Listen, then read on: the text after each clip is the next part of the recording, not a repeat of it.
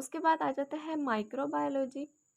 ये दो वर्ड से मिलके बना है, एक माइक्रो और दूसरा बायोलॉजी। माइक्रो का मतलब होता है वेरी स्मॉल, वेरी स्मॉल, और बायोलॉजी का मतलब होता है स्टडी ऑफ लाइफ। तो बहुत छोटे, इतने छोटे लिविंग क्रिएचर्स जो कि इंसानी आंख से नज़र नहीं आते, उनको बोलते हैं माइक्रो ऑर्गेनिजम्स। तो बेसिकली माइक्रो ऑर्गेनिजम्स की लाइफ के बारे में जो हम स्टडी करते हैं वो हम करते हैं माइक्रोबायोलॉजी में। आगे हम लोग बात करेंगे ब्रांचेस ऑफ बायोलॉजी के बारे में। बायोलॉजी की बेसिक 16 ब्रांचेस है जिनके बारे में हम स्टडी करेंगे। सबसे पहले हम स्टडी करते हैं एनाटॉमी के बारे में। एनाटॉमी दो वर्ड से मिलके बना है, एक एना, एना मीन अप, सेकेंड वर्ड है टोम। टोम का मतलब होता है कटिंग, अप कटिंग। सो हर वो चीज़ जिसको हम लोग कटिंग करके, जिसकी डायसेक्शन करके हम स्टडी करते हैं, उसको बोलते हैं, उस ब्रांच को बोलते हैं एनाटॉमी। जब हम किसी चीज़ की कटिंग करके उसको स्टडी करेंगे उसको बोलेंगे एनाटॉमी। उसके बाद आ जाता है मॉर्फोलॉजी। मॉर्फ का मतलब होता है फॉर्म और स्ट्रक्चर, फॉर्म और स्ट्रक्चर, किसी भी चीज़ का स्ट्रक्चर। ये आगे इसकी दो टाइप्स होती हैं, एक होता है इंटरनल मॉर्फोलॉजी और एक होता है एक्सटर्नल मॉर्फोलॉजी। इंटरनल मॉर्फोलॉजी में हम लिविंग ऑर्गेनिज्म या किसी भी चीज़ के इंटरनल स्ट्रक्चर्स के बारे में पढ़ते हैं कि इंटरनल फॉर्म्स, इंटरनल स्ट्रक्चर, कोई चीज़ इंटरनली कैसे बनी है। और एक्सटर्नल मॉर्फोलॉजी में हम लोग फिजिकली कोई चीज़ कैसे दिख रही है उसके एक्सटर्नल स्ट्रक्चर के फॉर्म के बारे में पढ़ते हैं। नेक्स्ट हमारे पास है हिस्टोलॉजी। हिस्टोलॉजी में हम लोग टिश्यूज़ के बारे में पढ़ते हैं। अब टिश्यूज़ क्या होता है? टिश्यूज़ होता है कम्बिनेशन ऑफ सेल्स। जब काफ़ी सारे सेल्स आपस में मिलते हैं, सिमिलर सेल्स, वो सेल्स जिनका फंक्शन सेम हो, सिमिलर सेल्स आपस में मिलते हैं ग्रुप के फॉर्म में और उसको हम बोलते हैं टिश्यू। तो टिश्यूज़ की माइक्रोस्कोपिक स्टडी को बोल देते हैं हिस्टोलॉजी। उसके बाद हम बात करेंगे सेल बायोलॉजी की बारे में। जैसे कि उसके नेम से पता चल रहा है, व्हाट इज सेल। तो बेसिकली सेल क्या होता है? Structural and functional unit of living organism. Structural and functional unit, कि कोई भी चीज़, मतलब सेल के बगैर लाइफ एग्जिस्ट ही नहीं कर सकती। ठीक है, सेल के बारे में जो स्टडी, सेल बना कैसे है, सेल के अंदर क्या क्या चीज़ें, कौन कौन से ऑर्गेनल्स प्रेजेंट होते हैं, सेल का फंक्शन क्या है, सेल का स्ट्रक्चर क्या है, इवन सेल की डिवीजन कैसे होती है, एक सेल किस तरह से डिवाइड होकर दो सेल्स में, ये दो सेल्स में कन्वर्ट हो जाता है, उसको सारी चीज़ें हम लोग पढ़ते हैं सेल बायोलॉजी में। उसके बाद हम आ जाता है फिजियोलॉजी। यहाँ पे एक वर्ड है फिजियो। फिजियो का मतलब होता है फंक्शंस और लॉजी का मतलब जैसे कि हमने पढ़ लिया स्टडी। तो फंक्शंस की स्टडी, जैसे फॉर एग्जांपल लिविंग ऑर्गेनिजम्स के अंदर हमारे अंदर डिफरेंट ऑर्गन्स हैं, हर ऑर्गन का डिफरेंट फंक्शन है। तो उन फंक्शंस के बारे में हम स्टडी जो करते हैं वो हम फिजियोलॉजी में स्टडी करते हैं। Then we will discuss about genetics.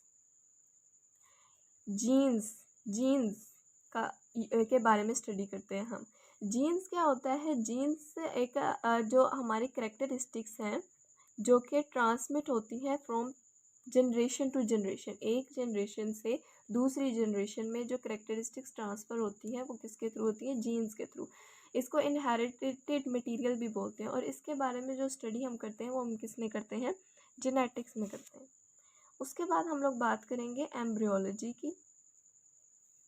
Embryo के इसमें हम लोग एम्ब्रियो के बारे में स्टडी करते हैं। अब एम्ब्रियो क्या होता है? एम्ब्रियो को होता है जाइगोट। जाइगोट कब बनता है? जब टू सेल्स आपस में फ्यूज करते हैं, जैसे फीमेल सेल और मेल आपस में फ्यूज करेंगे, जैसे कि एग और स्पर्म। जब फ्यूज होंगे तो वो कंबाइन होके क्या बना देंगे? जाइगोट। तो जाइगोट बना कैसे? जाइगोट में कौन कौन सी चेंजिंग आएंगी? वो एम्ब्रियो देन एम्ब्रियो की डेवलपमेंट होगी और वो कैसे लिविंग और एक पूरे इंडिविजुअल में कन्वर्ट हो जाएगा, वो सब कुछ हम पढ़ते हैं एम्ब्रियोलॉजी में। उसके बाद हम स्टडी करेंगे टेक्सोनमी के बाद। यहाँ पे सबसे पहले आपको एक वर्ड पता होना चाहिए, टेक्सा। टेक्सा का मतलब होता है ग्रुप, ग्रुप या फिर क्लास। किसी भी चीज़ को ग्रुप्स में या क्लास में डिवाइड कर देना टेक्सोनोमी होता है। जो साइंटिस्ट थे उन्होंने ऑर्गेनिज्म को डिफरेंट ग्रुप्स में डिवाइड कर दिया, डिफरेंट क्लासेस में, ताकि उनको स्टडी करना इजी हो जाए। उसको बोलते हैं टेक्सा, और उस ब्रांच को बोल देते हैं टेक्सोनोमी। तो ऐसी ब्रांच जिसमें हम लोग ग्रुप्स के बारे में, कि क्लासिफिकेशन ऑफ ऑर्गेनिजम्स के बारे में हम लोग स्टडी करते हैं, उसको बोल देते हैं टेक्सोनोमी।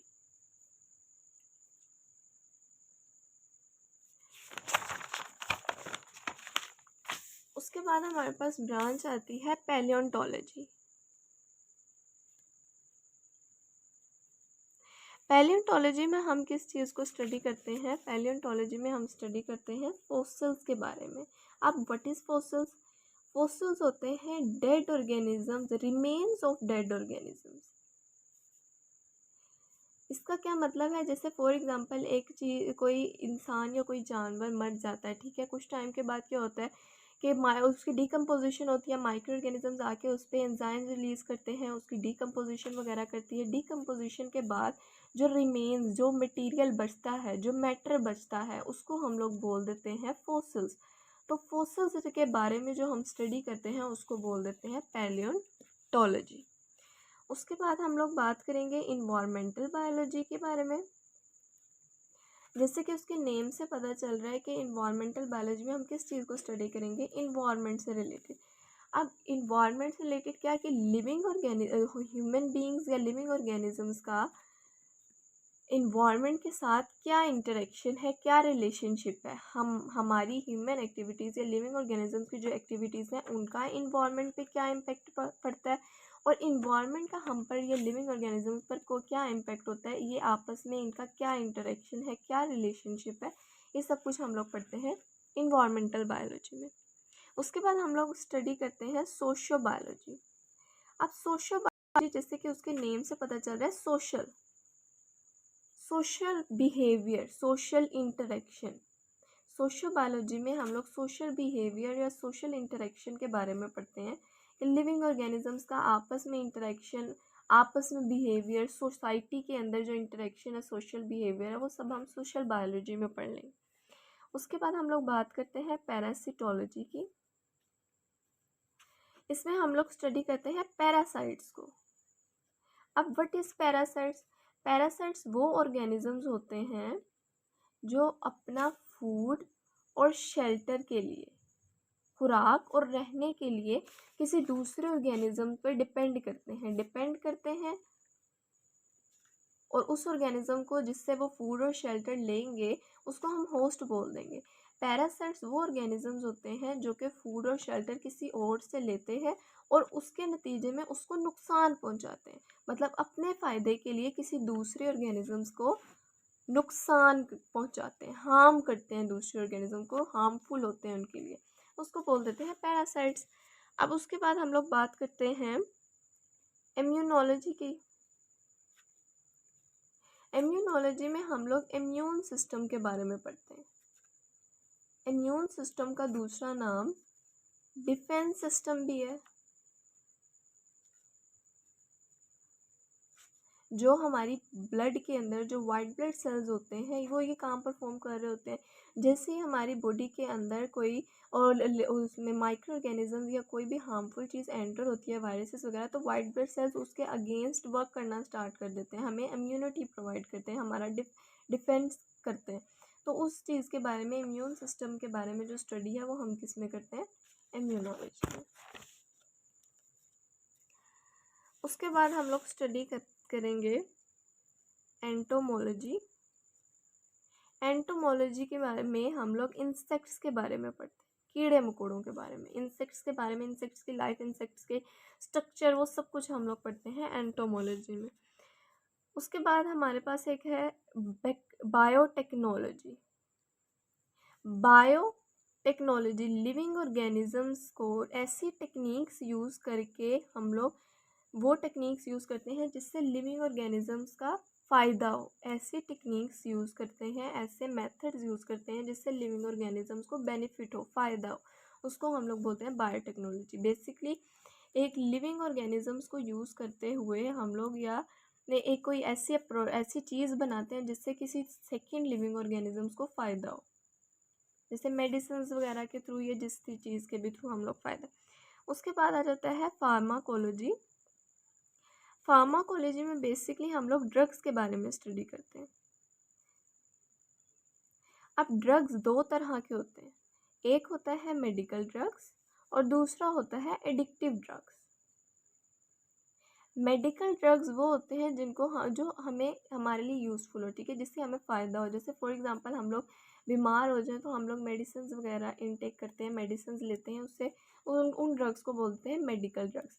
एडिक्टिव ड्रग्स वो होते हैं जो हम पे हार्मफुल इफेक्ट, जिनका हम पे हार्मफुल इम्पैक्ट होता है, ठीक है, जैसे कि ड्रग्स, ठीक है, उसमें आ जाता है कोई भी जैसे कि हेरोइन वगैरह, कुछ भी इसमें ड्रग्स जो कि हम पे हार्मफुल इफेक्ट डालते हैं उसको क्या बोल देते हैं, एडिक्टिव